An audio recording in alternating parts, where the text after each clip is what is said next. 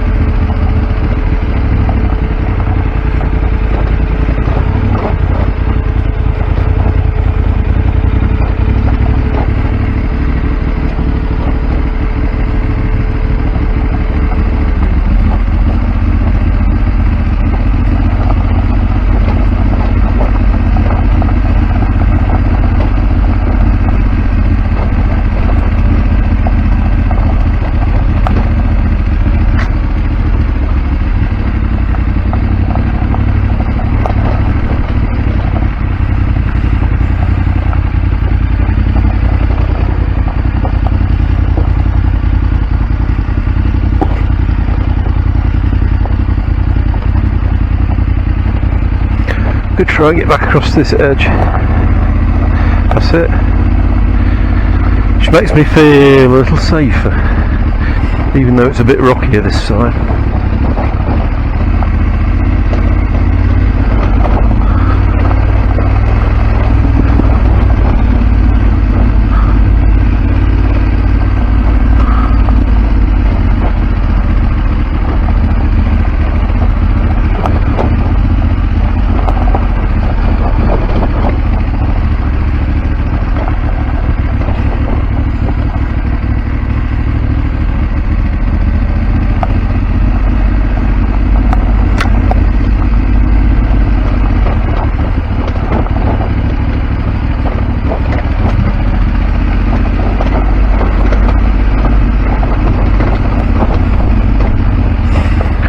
Good job there's no fizzy drinks in my backpack, my top box.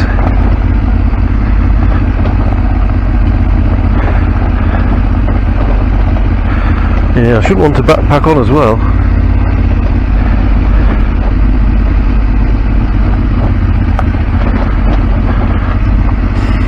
Yeah, not as fit as in my younger days, running up a hill in the Peak District with a Bergen full of rocks.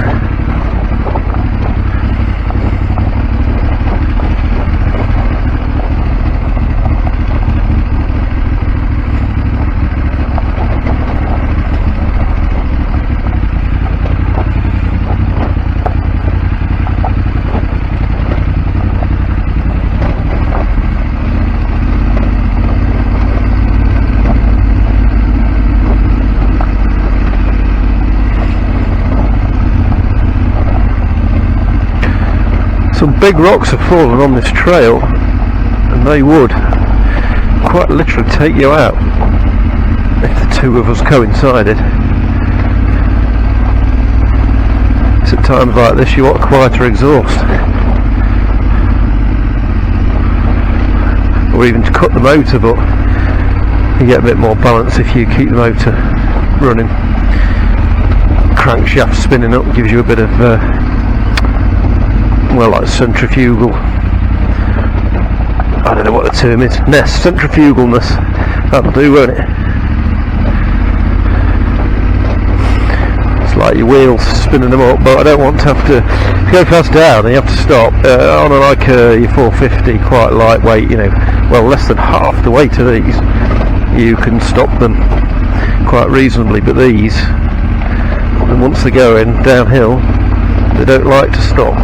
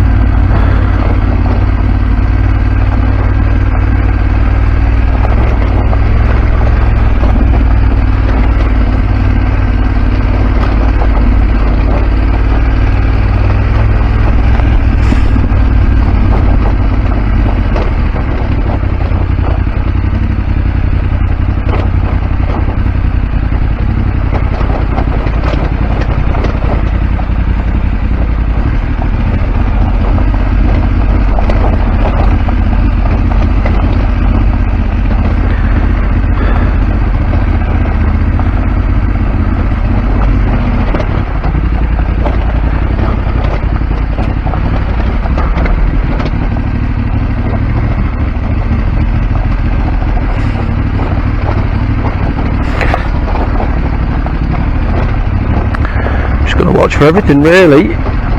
Don't want to be locking your tyres up in case you slash them on these rocks, so keep it rolling gently on the back brake, keep it under control.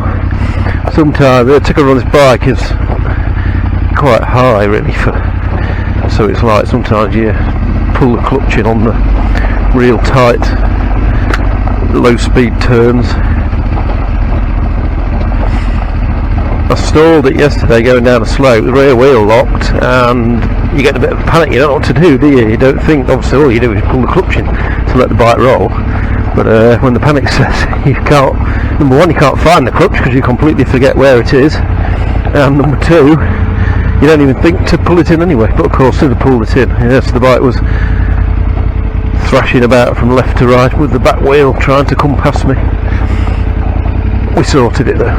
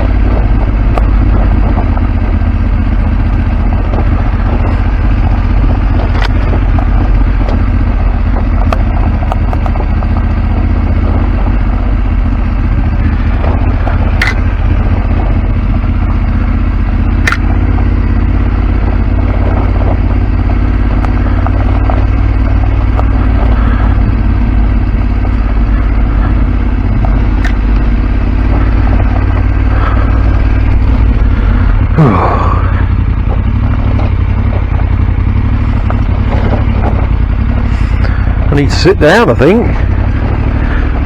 Tired.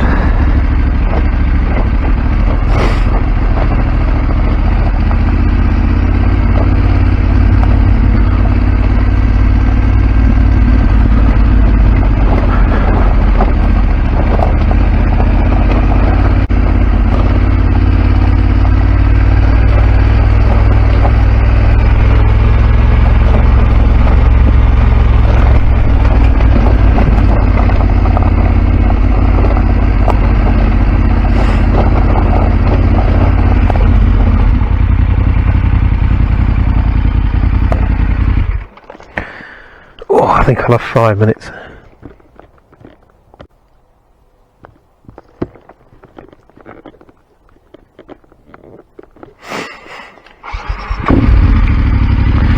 Seems like we're nearly down, but according to the map we've got quite a long way to go.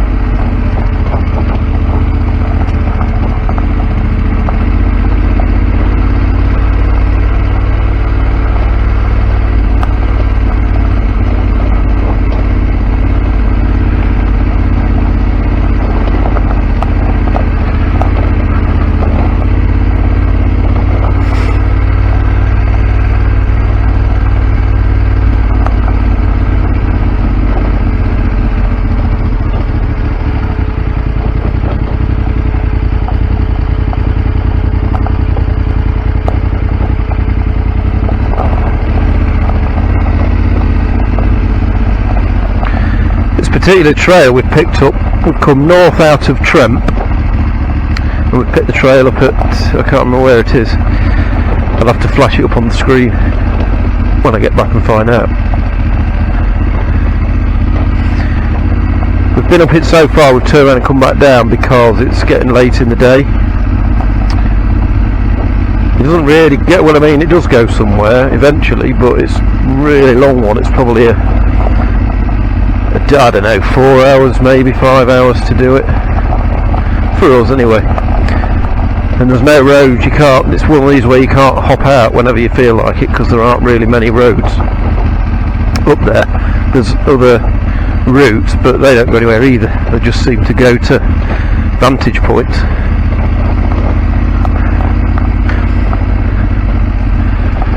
Most likely tourist walking trails.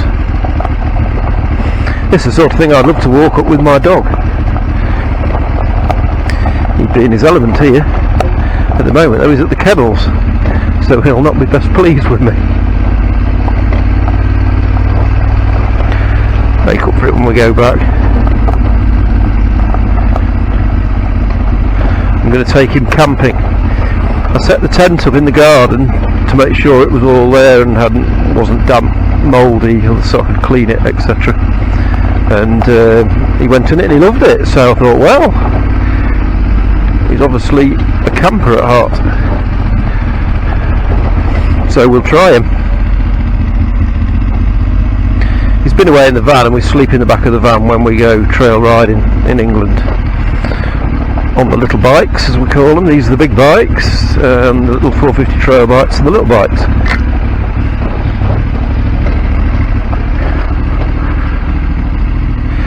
This is an F850GS, weighing in about, with all the it's got a lot of stuff on it, crash bars, this, that and the other, baggage.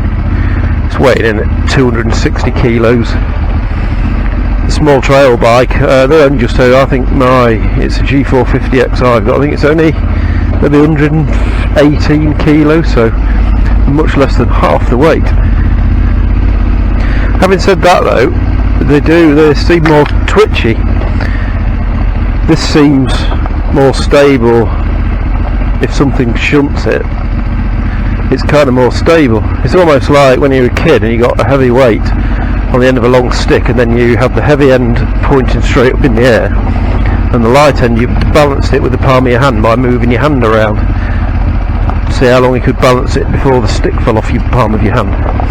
It's kind of like that, I feel, anyway. So these bigger, heavier bikes have got some weight high up. It's a bit like that. So they're kind of more docile, but at the same time you can't go mad on them.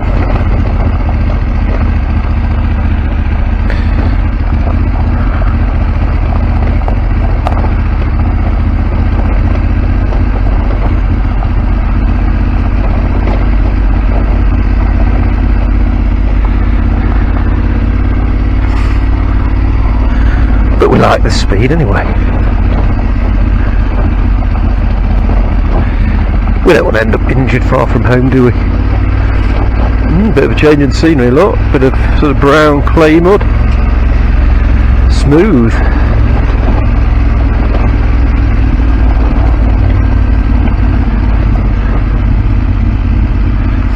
Gonna head for the gully, I think. Hop out of it here.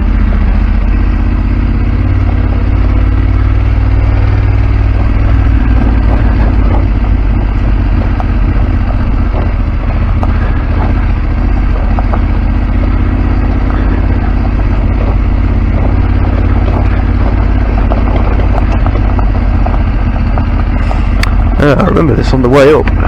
Information board.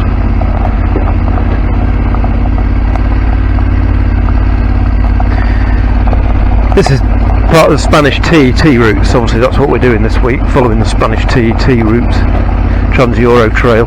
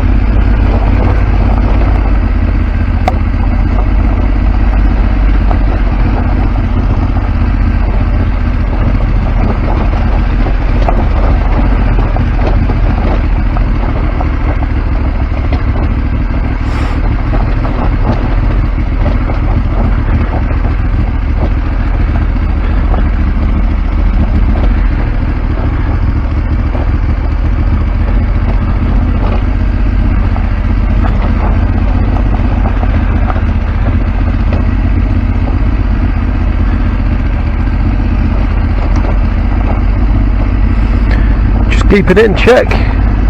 Let's try to push the engine on now. It rolls on more in other modes. It's in Enduro Pro mode, which kind of gives you more engine braking. I think I can go and set how much engine braking I want, actually. I can't remember, I set some bits up when I first got it. Maybe I need to reinvestigate those. Maybe I've used it a bit more. Perhaps I ought to. Perhaps some different settings may be better. But I think the engine braking, I mean, if anything, maybe a little bit more engine braking, because if it's available, because you can, if you want like less engine braking, use the throttle, and at least if you close the throttle on a really steep incline, it won't be as inclined to push it on.